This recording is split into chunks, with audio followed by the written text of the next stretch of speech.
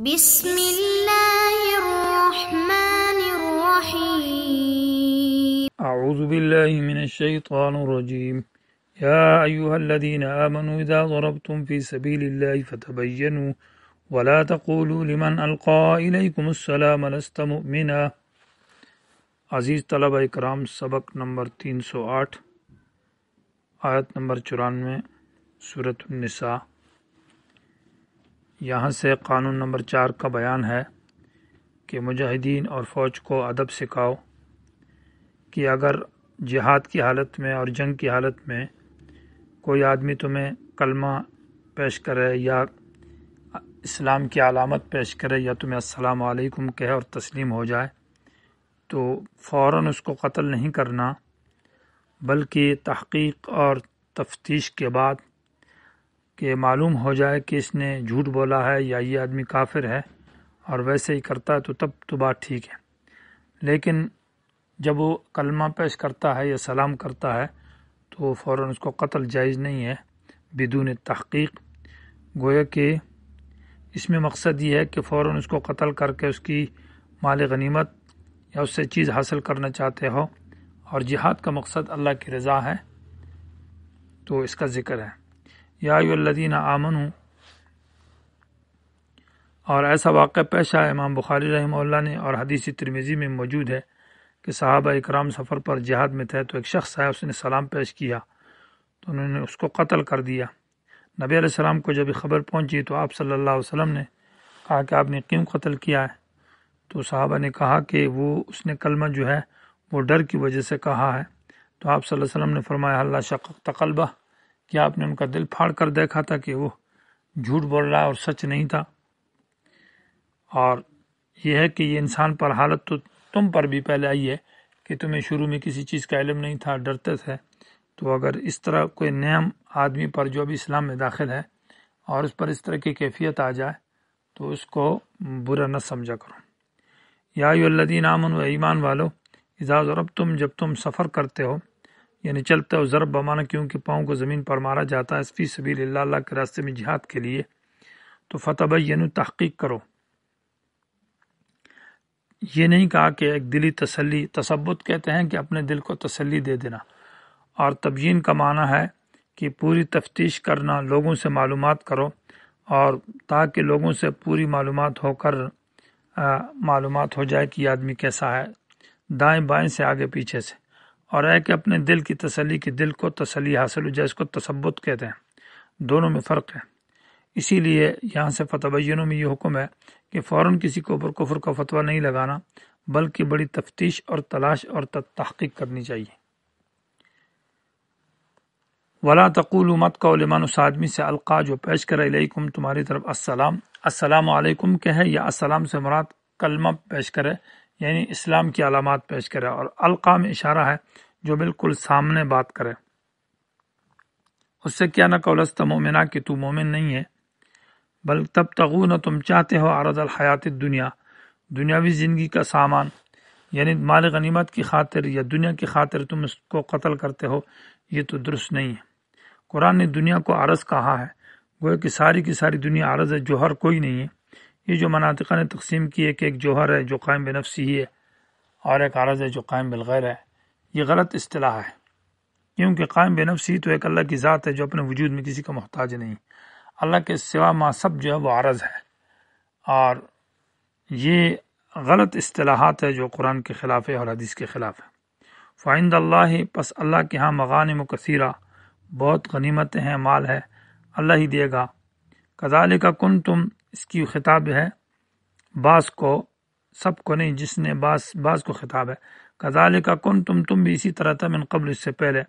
مانا تم اسلام کو نہیں جانتے تھے اور اس سے خوف کی حالت میں تم رہتے تھے۔ فمن اللہ علیکم، پس اللہ نے احسان کیا تم پر، فتبینوا، تو تحقیق کیا کرو، یعنی معلومات کیا کرو، اور تحقیق کرو کہ نعمت اسلام تم پر اللہ نے کی، اس کی بھی تحقیق کرو۔ ان اللہ، فتبینوا مانا اس بات کو سوچو اور تحقیق کرو کہ تم کو بھی اللہ نے اسلام نصیب کیا ہے۔ ان اللہ کان بما تعملون خبیرا، جو کچھ تم اعمال کرتے ہو اللہ تعالیٰ ان کی حقیقت کو جانتا ہے۔ جب یہ مسئلہ ہوا کہ فوراً کسی کو قتل کرنا گناہ ہے تو یہاں پر وہم پیدا ہوتا ہے کہ پھر تو آدمی یہ کہے گا کہ میں جہاد کے لیے نہیں جاتا، اس لیے کہ میں اگر جہاد کے لیے چلتا ہوں تو مجھ سے مسلمان مارے جاتے ہیں اور یہ تو گناہ ہے، لہٰذا گناہ سے بچنے کے لیے میں جہاد سے بیٹھ جاتا ہوں۔ تو اس لیے ترغیب جہاد اور ہجرت ہے کہ نہیں، جہاد کرو لیکن تحقیق کرو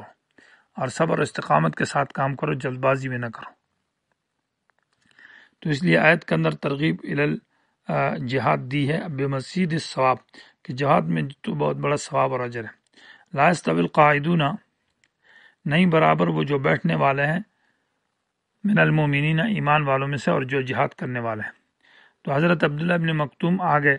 اور آ کر یہ افسوس کیا کہ کاش میری آنکھیں ہوتی تو میں بھی جہاد میں جاتا، اور حالانکہ مجاہدین کا بہت بڑا مرتبہ ہے۔ تو آیت کے اندر یہ جز نازل ہوا کہ لا یستوی القاعدون، نہیں برابر بیٹھنے والے مومنین میں سے، غیر اولی الضرر، جو ضرر والے نہ ہوں۔ ہاں، جو ضرر والے ہیں، نابینا ہے، لنگڑا ہے، اس کی کوئی اور بیماری ہے جس کی وجہ سے وہ چل نہیں سکتا، اس کے سوا وہ تو مجاہدین کے ساتھ گویا کہ ایک وجہ ہے کہ یہ چل نہیں سکتا، بالفعل شریک نہیں ہے، دل اور نیت میں اس کا بھی ارادہ ہے، اور مجاہد کا بھی، وہ تو بالفعل کر بھی رہا ہے اور نیت بھی ہے، تو اس لیے اس کا اجر اس کے بنسبت اتنا کم نہیں۔ والمجاہدون، اور وہ جو جہاد کرنے والے ہیں فی سبیل اللہ کے راستے میں، یہ دونوں برابر نہیں ہیں۔ اور جہاد جو کرتا ہے باموالہم، اپنے مال کے ساتھ اور اپنے نفس کے ساتھ، جب مساوات نہیں ہے کہ مجاہد اور بیٹھنے والا دونوں برابر نہیں ہیں، جو غیر معذور ہے، تو سوال پیدا ہوتا ہے کہ کیا فرق ہے؟ تو جواب دیا کہ فضل اللہ المجاہدین، اللہ نے مرتبہ دیا، فضیلت دی مجاہدین کو، جو جہاد کرتے اپنے مال اور جان کے ساتھ، علی القاعدین، بیٹھنے والوں پر، درجتاً، ایک درجہ۔ اور وہ درجہ یہ ہے کہ بیٹھنے والے کے لیے وہ اجر اور ثواب نہیں ہے، نیت میں تو دونوں شریک ہے، جو معذور ہے تو وہ، اور جو جہاد کرتا ہے وہ، یہ دونوں نیت میں اور ارادے میں برابر ہے، لیکن عملی طور پر مجاہد جو ہے نا، اس کا درجہ بلند ہے، اور بیٹھنے والا عملی طور پر شریک نہیں ہے اور ہے معذور ہے، آنکھوں سے نابینا ہے یا کوئی اور مسئلہ ہے۔ یا علی القاعدین سے مراد یہ ہے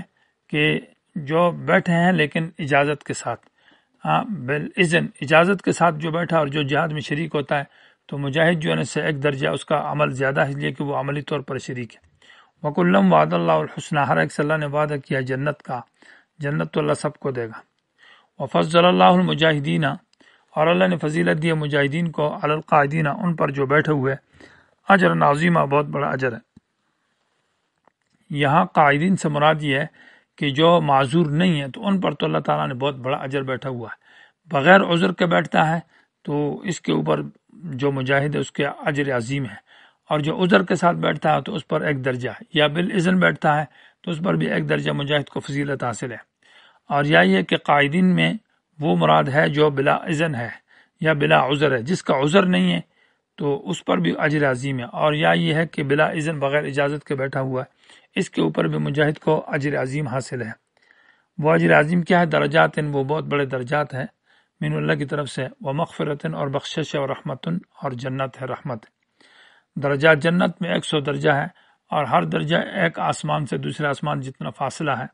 اور یہ درجات مجاہدین فی سبیل اللہ کے لیے۔ وکان اللہ غفور رحیمہ، اللہ معاف کرنے والا مہربان ہے، مجاہد کی جو غلطیاں، گناہ، اللہ تعالیٰ ان کو معاف کرتا ہے۔ ان الذین توفاہم الملائکہ، اس آیت کے اندر ترغیب الی ہجرت ہے، پہلے تھی تخفیف ترک جہاد کے اوپر، اور اب ذکر کیا جا رہا ہے تخفیف ترک ہجرت کے اوپر۔ جو ہجرت نہیں کرتا تو اس کے اوپر تخفیف ہے، اس کی سزا ہے۔ اور بعد میں جو معذور ہے دوسری آیت کے اندر، اور معذوروں کے لیے اولئک الذین عسى اللہ ان یعفو عنہم، ان کی معافی اور ان کا استثناء کا ذکر بھی ہے کہ جو معذور ہے ان کو استثناء کیا ہے کہ وہ اس تخفیف میں داخل نہیں ہے، اور پھر ان کے بعد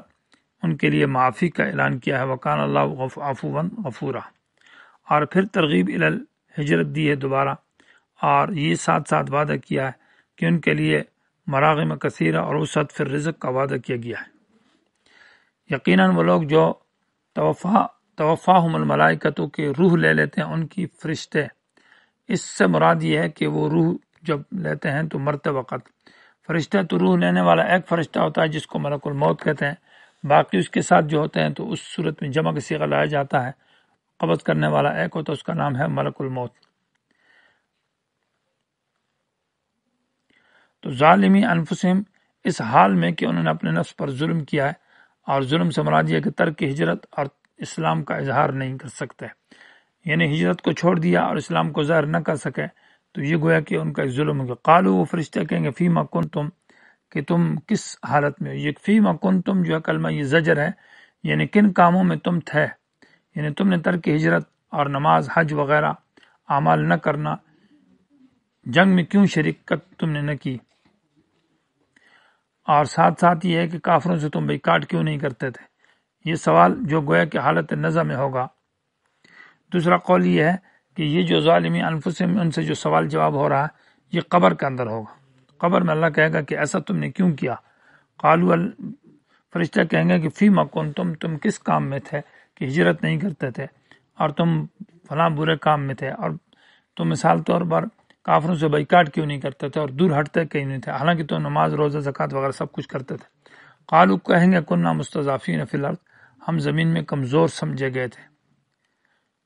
گویا کہ یہ ان کا عذر جو ہے، یہ ان کے لیے تخفیف ہے، یہ عذر جھوٹا ہے، اس لیے کہا جائے گا قالو، کہیں گے الم تکن ارض اللہ واسعہ، کہ اللہ کی زمین جو ہے نا وہ فراخ نہیں تھی،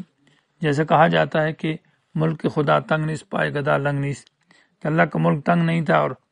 ہے نا تمہارے جو بھیگنا مانگنے والا ہوتا ہے اس کے پاؤں جو لنگڑے تو نہیں تھے۔ فتحاجروا فیہا، حتیٰ کہ تم اس میں ہجرت کرتے، فاولئک مأواہم جہنم، یہی لوگ ہیں گندے لوگ، ان کا ٹھکانہ جہنم ہے اور بہت برا ہے واپسی کی جگہ۔ الا المستضعفین، مگر وہ لوگ جو کمزور ہیں، من الرجال، مردوں میں سے، بوڑھے ہیں،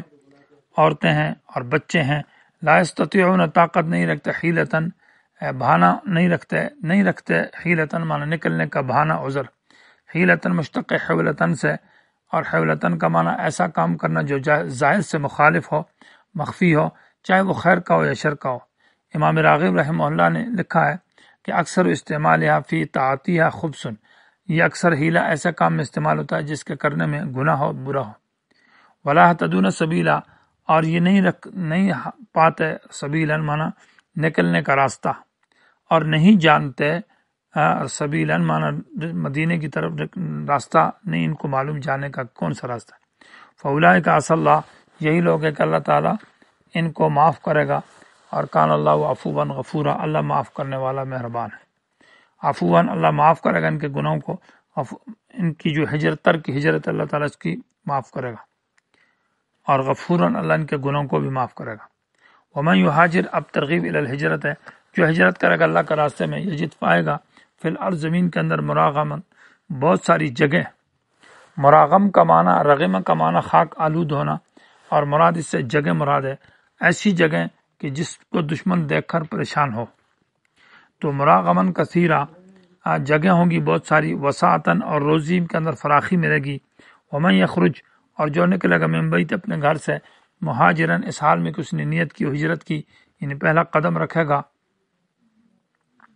اللہ، اللہ کی طرف، یا مہاجرن للہ، الی بمعنی لام کے، اللہ کے لیے ہجرت کرتا ہے، رسول، اللہ کے رسول کے لیے، یعنی نیت اس کی یہ، ثم یدرک الموت، پھر اس کو موت گھیر لیتی ہے، فقد وقع اجرہ علی اللہ، تو اس کا اجر اللہ کے اوپر لازم ہو چکا ہے،